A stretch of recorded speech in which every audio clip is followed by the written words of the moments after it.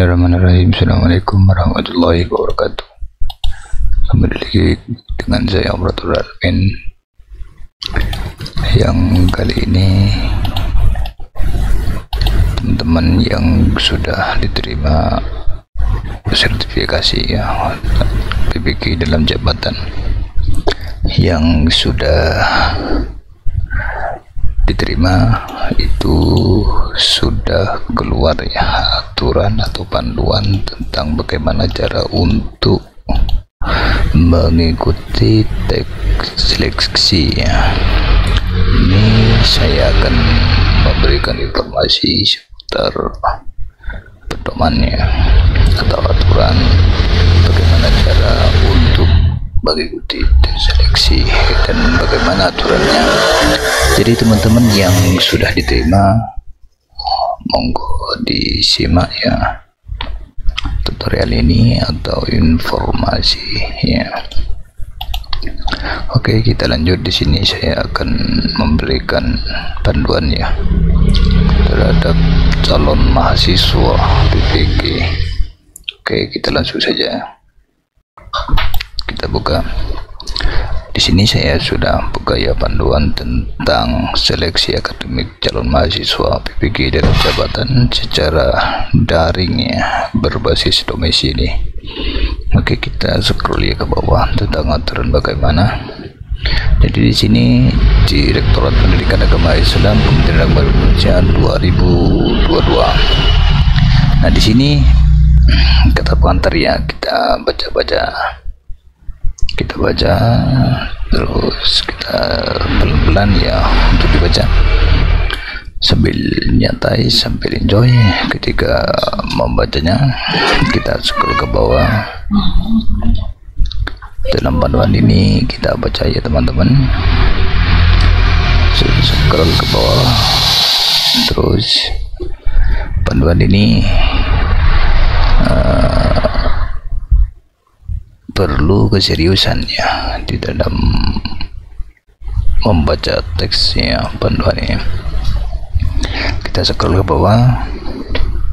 Jadi ditetapkan di Jakarta ya dari pendidikan. Kemudian di sini panduannya peserta seleksi akademiknya calon mahasiswa jamnya secara daring ya, berbasis domisili. Jadi sekarang tidak usah pergi kemana-mana ya, tinggal enjoy di rumah ya. Di sini panduannya. Terus kita scroll ke bawah ya. Di sini ya, di sini adalah rasionalnya bagaimana. Di sini rasional adalah pandemi COVID sejak Maret 2020 sampai saat ini belum usai. Munculnya vision ya di sini 2022 ya, terkait dengan adanya COVID ini masih belum reda ternyata. Pemerintah resmi ya memerlukan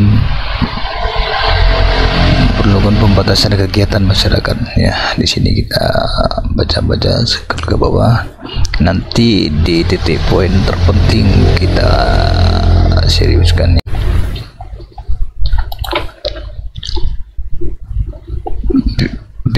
Pengertiannya. Di sini pengertian seleksi ya, poin yang sudah terpenting di sini. Ada seleksi akademik calon mahasiswa PPG ya, dan jabatan uji kompetensi yang diselenggarakan secara serentak dalam jaringan atau daring online ya, untuk mengukur pemahaman konsep materi, pencapaian tujuan capaian pembelajaran CP dengan PPG. 2. Seleksi akademik berbasis domisili adalah seleksi yang dilakukan secara daring online ya, dengan peserta berada di tempat tinggal atau domisili atau tempat yang dipilih oleh mahasiswa dengan pertimbangan akses internet. Jadi di sini poin terpentingnya adalah tentang spesifikasi ya, minimal perangkat ujian yang harus dipenuhi. Jadi ada di sini ada speknya ya, ada speknya untuk minimal perangkat ujian. Jadi pertama itu ada laptop ya, dengan rinciannya seperti apa. Kita rinciannya satu memiliki layar minimal 10 ya, 10 cm. B menggunakan minimal sistem operasional Windows 8 ya, 2 bit ya, atau Microsoft versi 2010. Memiliki kapasitas ya, memiliki minimal 2 GB RAM, memiliki minimal 10 GB store, dilengkapi dengan audio yang berfungsi dengan baik. Jadi memiliki materi yang dalam keadaan berfungsi dengan baik, bisa disiapkan charger. 3 handphone ya, handphone yang sudah terpasang aplikasi WhatsApp via di Zoom. Nama pada aplikasi Zoom harus sesuai dengan nama lengkap peserta, koneksi internet stabilnya, dan kuota internet minimal 10 GB. Jadi peserta itu dipersiapkan ya, yang bagi sudah diterima ya. Kemudian selanjutnya adalah D ya, peserta ya. Di sini aturan. Di peserta sebelum mengikuti ujian, peserta menyiapkan laptop dengan spesifikasi sesuai ketentuan. Jadi yang sudah ditentukan di atas tadi yang harus dipersiapkannya. C, peserta menyiapkan handphone yang sudah terpasang aplikasi Zoom. Nama pada aplikasi Zoom harus sesuai dengan nama lengkap peserta. Jadi Zoomnya harus dikasih nama ya, nama PPG. Kemudian peserta menyiapkan koneksi internet yang stabil dengan kuota internet minimal 10 GB. Nah, 10 GB. Peserta menyiapkan ruangan yang tenang, nyaman, dan pecahannya yang cukup. Kemudian peserta menyediakan ya meja kursi dengan jarak kurang lebih 2 meter dari kamar Zoom ya. Di atas meja hanya diperbolehkan ada laptop, botol, gelas air minum, transparan, obat-obatan pribadi bagi yang sedang sakit. Jadi ada himbauan di sini bagi yang kendalanya kurang sehatnya. Kemudian peserta memasang atau menginstal program aplikasi software browser dan file konfigurasi SIM-nya. Kemudian peserta mempersiapkan diri untuk mengikuti ujian sesuai jadwal yang telah ditetapkan. Yang terakhir adalah peserta bergabung dengan grup WA yang dibuat pengawas pada hari. Jadi di sini ada beberapa hal yang perlu dipersiapkan ya, yang tadi saya bacakan. Kemudian 2 saat pelaksanaan. Pelaksanaan peserta mengikuti dan menaati instruksi ya, atau arahan pengawas dalam proses verifikasi. Dan selama pelaksanaan ujian, proses verifikasi data ruang dan kepegawaian dilakukan dengan menggunakan aplikasi Zoom. Peserta menyetujui fakta integritasnya yang disajikan sebelum melalui ujian. Kemudian peserta mengerjakan ujian secara mandiri dan tidak dibantu oleh orang lain. Selama mengerjakan ujian, peserta menghadap ke layar monitor dengan menampakkan 100% wajah pada laptop. Selama waktu pelaksanaan ujian, peserta harus selalu berada di tempat duduk oleh kamera Zoom pada HP. Kemudian peserta mengikuti tata tertib di sini tentang tertibnya. Setelah pelaksanaan, kita menunjukkan kepada pengawas terkait coretan yang ditulis di kertas kosong. Jadi harus mempunyai catatan ya.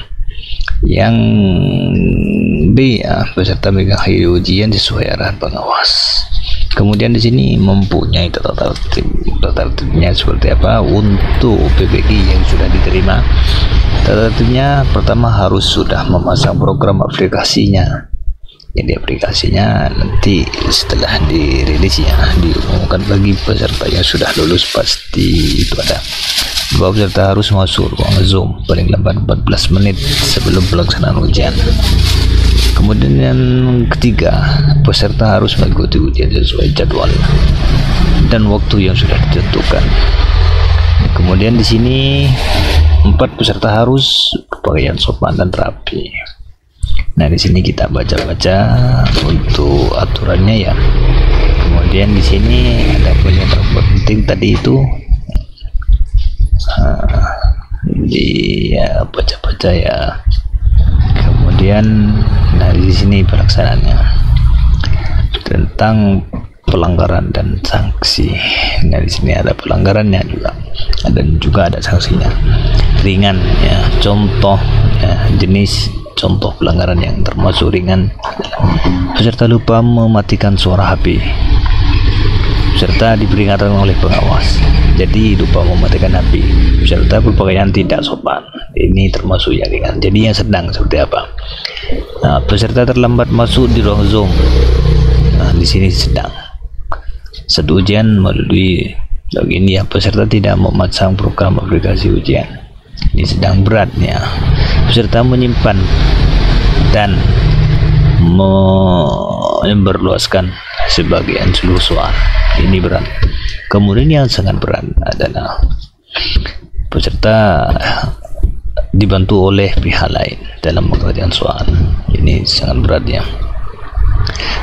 Di sini adalah peraturan-peraturan harus ditaati ya, tentang pelanggarannya seperti apa. Kemudian di sini ketentuan tambahan ya. Di sini ada ketentuan tambahan. Kita scroll ya, masuk ke bawah, dibaca ini ya, baca bagi calon peserta PPG yang sudah lulus diterima. Kemudian kita scroll ke bawah. Nah, di sini contoh ya, contoh fakta integritasnya seperti apa. Nah, di sini diisi seleksi akademik ya, calon mahasiswa PPG. Nah, di sini ada fakta integritasnya. Kemudian ada seleksi pada calon mahasiswa di dalam nama, alamat, bidang studi, nomor peserta ujian. Nanti di sini yang kita masukkan. Kemudian kita scroll ke bawah, ada itu ya, tentang fakta integritas yang harus diisi itu ya. Nah, tentang pedoman ya, atau aturan bagi peserta PPG yang sudah diterima. Jadi yang belum baca, kita baca ya, kita baca sampai selesai, jangan di skip agar tidak salah paham. Oke, terima kasih. Wassalamualaikum warahmatullahi wabarakatuh.